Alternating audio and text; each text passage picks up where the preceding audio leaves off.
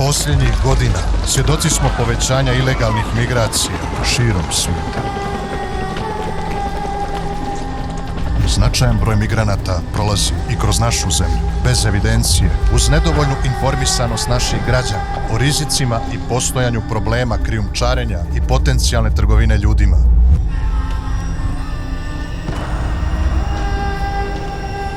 Migranti, nadajući se boljem životu, rizikuju da budu opljačkani, da završe u zatvoru, da postanu žrtve trgovine ljudima ili čak izgube život. Krijumčarenje ljudima je krivično djelo za koje je zapriječena kazna zatvora od 3 mjeseca do 10 godina.